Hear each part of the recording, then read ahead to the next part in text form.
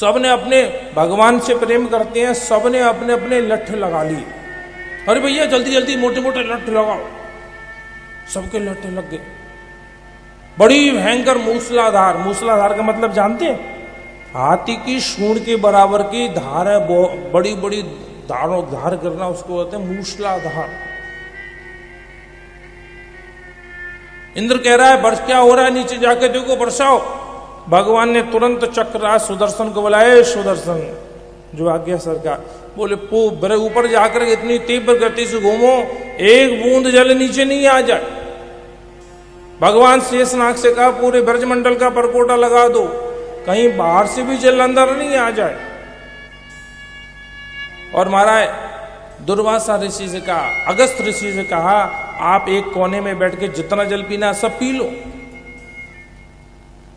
परीक्षित कहते हैं गुरुदेव ये शेषनाग का तो हमें लगता है ठीक है, बात जमती है, सुदर्शन भगवान की भी बात मन में जमती है, पर अगस्त जी की बात नहीं जमती है। अगस्त जी को ही क्यों बुलाया भगवान ने? बोले ये पूर्व इतिहास है। एक बार श्री जानकी जी के मन में आया कि कोई बढ़िया से ब्राह्मण को भोजन कराएं, ऐसा ब्राह्मण मिल जाए। आजकल ब्राह्मण मिलते कहाँ हैं बढ़िया भोजन करने वाले बेचारे, और कुंभ मेला में तो बिल्कुल नहीं मिल सकते। हाँ, दिन में 10 जगह जो जाना है, आदि पुड़ी यहाँ पाए, आदि पुड़ी वहाँ पाए, ना तो संत मिले ना ब्राह्मण मिले। बोले ऐसे नहीं, कोई बढ़िया ब्राह्मण हो, मैं बढ़िया षड रस युक्त 56 भोग बनाऊं, मांग मांग के प्रेम से पाए। राम जी कहने लगे देवी ब्राह्मणों के चक्कर में, संतों के चक्कर में नहीं फंसो। बोले नहीं नहीं महाराज। बोले हम कह रहे हैं नहीं मानो। बोले नहीं आप बुलाओ ना। बोले ब्राह्मणों का इतिहास सुन लो, मथुरा में 24 ऐसे होते हैं, आज भी शाम को भरपेट भोजन करने के पश्चात 1 किलो रबड़ी तो ऐसी पा जाते हैं। प्रेम से बोलो राधे राधे। आज भी है। एक हास्य प्रयास की कथा आती है, किसी चौबे के घर में एक नई नवेली दुल्हन आई, 2-4 महीने ही हुए होंगे। कुछ दिनों के पश्चात उसके ससुर साहब किसी जजमान के यहाँ भोजन करने गए, तो सास कहती है दुल्हन से, बोले बहू एक काम कर, जल्दी से बिस्तर लगा और उसको बढ़िया तकिया लगा दे और बिछा दे पंखा के नीचे। बोले क्यों माता जी आज क्या बात है? बोले तुम्हारे ससुर साहब जजमान के यहाँ भोजन करने गए हैं, वो आएंगे तो आके तुरंत ही लेट जाएंगे, सो जाएंगे, मतलब इतना प्रसाद पाके आते हैं। बहू ने तुरंत अपने मस्तिष्क पर हाथ रखा, बोले हाय राम, मैं कौन से भुखमरे घर में आ गई हूँ। सास ने पूछा बात क्या हुई? बोले मेरे ससुर साहब जजमान के यहाँ से भोजन करके आएंगे और आकर लेटेंगे यहाँ। बोले हाँ। बोले तुम्हारे क्या होता है? बोले माता जी हमारे पिताजी जब भोजन करने जाते हैं तो जजमान स्वयं चारपाई पे लेके आता है। प्रेम से बोलो राधे राधे। चलने की भी सामर्थ्य नहीं होती उन्होंने। हाँ, बोले बढ़िया सा ब्राह्मण चाहिए। राम जी बहुत मना कर रहे हैं और नहीं माने, तो राम जी ने हृदय की प्रेरणा से अगस्त जी से कहा बाबा आ जाओ, आपका निमंत्रण है। बड़ा सुंदर सुंदर सोने थाल में भोजन जमाया 56 प्रकार का, अगस्त जी के सामने चौकी पर रखा। बाबा अगस्त प्रसाद नेत्र खोल करके और मंत्र बोला, ओम नाभ्या आशीदंतरिक्षगुं शीष्णु देवो समवर्तता पद्म्या भूमि दृशः सूत्रा तथा लोकाम अकल्पयन्ना। जैसे ही नेत्र खोले और थाल को देख करके ऐसे घूमे, चारों तरफ नजर दौड़ाए, फिर थाल को देखे, फिर रसोई की तरफ देखे, फिर सीता जी की तरफ देखा। सिया जी बोले बाबा क्या बात है, आप प्रसाद पाओ ना। देवी हम ये कह रहे थे ये छोटे छोटे बर्तन जो हैं, पात्र, इनको कैसे अंदर लें, ये सब तो दाढ़ में रह जाएंगे। महाराज जी बहुत है, आप तो बड़े रस से प्रेम से आनंद से खूब प्रसाद पाओ। महाराज जितना भी था सब 1 घंटे के अंदर खत्म होने लगा। सीता जी बड़ी प्रसन्न हुई, बोले चलो ब्राह्मण बढ़िया प्रसाद पाने वाला आया है।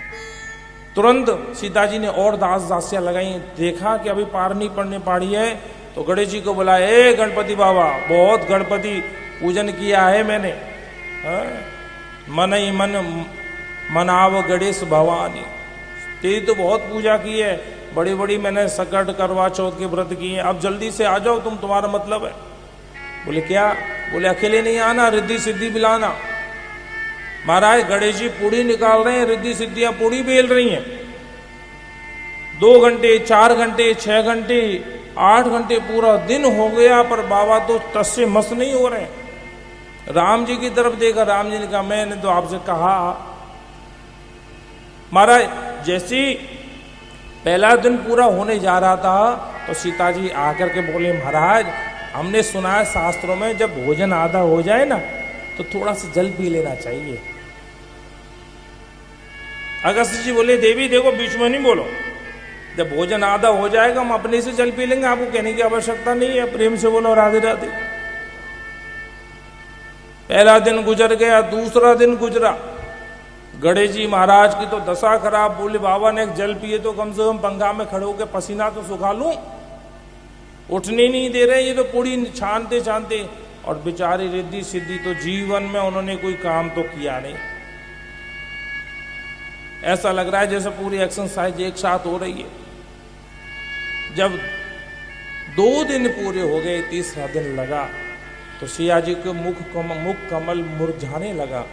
तो राम जी को सिया जी का मुख कमल देख करके मन में बड़ी दया आई। तो अगस्त्य जी से कहा, बाबा अब पर्याप्त है। क्या आदेश है? बोले यही पर्याप्त है। तो अगस्त्य जी बोले, देवी वैसे भोजन पूरा तो नहीं हुआ है, पर फिर भी मन है आपका तो थोड़ा जल पिला दो और फिर देखेंगे आगे। तो सीता जी नतमस्तक होकर हाथ जोड़ के बोली, बोले महाराज मैं आपको कहाँ जल पिलाने में सामर्थ हूँ, क्योंकि ये अगस्त्य जी कोई साधारण थोड़ी है। ये वही अगस्त्य हैं जो 3 आचमनी में, 3 आचमनी, केशवाय नमः, नारायणाय नमः, माधवाय नमः, 3 आचमनी में संपूर्ण समुद्र को पी गए। प्रेम से बोलो राधे राधे, पूरा समुद्र पी गए। अब सीता जी ने सोचा ये 3-3.5 दिन इन्होंने भोजन किया है तो जल कितना पिएंगे।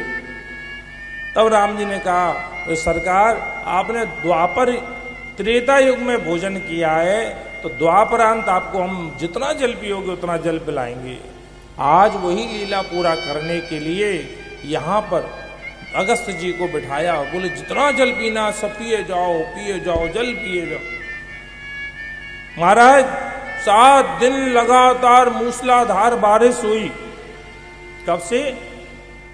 7 दिन लगातार मूसलाधार बारिश हुई। और बारिश जब मालूम पड़ा कि नीचे ब्रजमंडल में तो धूल उड़ रही है, वहां कुछ नहीं हो रहा है, तो इंद्र को अपनी गलती महसूस हो गई।